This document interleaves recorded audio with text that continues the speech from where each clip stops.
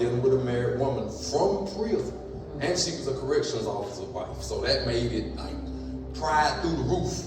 Yeah. But I started to feel bad about it. It literally started to bother me. Mm-hmm. And my mouth was awful. Like every other word that I spoke was a cuss word. Yeah.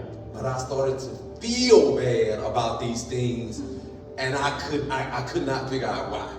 I would go and try to talk to people, like people, older guys in the prison, and be like, hey man, look, this is what I got going on. And talk to them.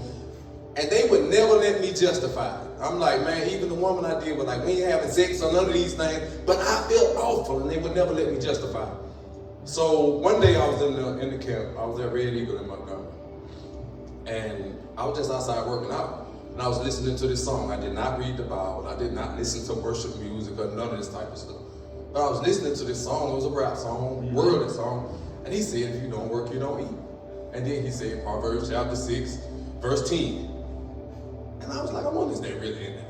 Yeah. You know, didn't read the Bible. Now, I wasn't a Bible reader, but I wondered just right then, is that really in there? Now, the Lord done sent you up, didn't he? He done sent me up, but I don't know. So I go into the dorm, and they call count time. They call count time, so I know it's 6 o'clock in the evening. I went in there, sat on my bed, and I got a Bible from somebody.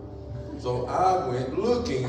I went to Proverbs 6, and y'all hear all these sixes now. They significant. But I went to Proverbs chapter 6, and I went to verse 10, and it was in there. I worded it a little differently, but he was talking about the ant. Yeah. Talking about the ant. If you don't work, you don't eat. Mm-hmm. So I kept reading. I read a few more verses down, and when I got to verse 12, it said, a worthless person, a wicked man, walks with a perverse mouth. That was strange. So I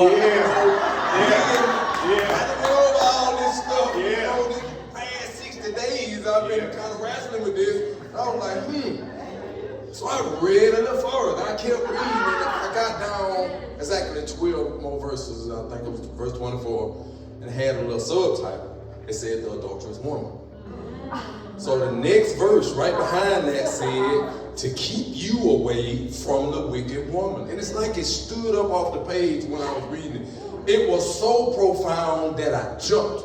You know how you jump up and you drop what's in your hand? That's what happened. Like it scared me. I jumped and jumped back. It spooked me. And I looked at it for a second. And I was like, is God talking to me? So I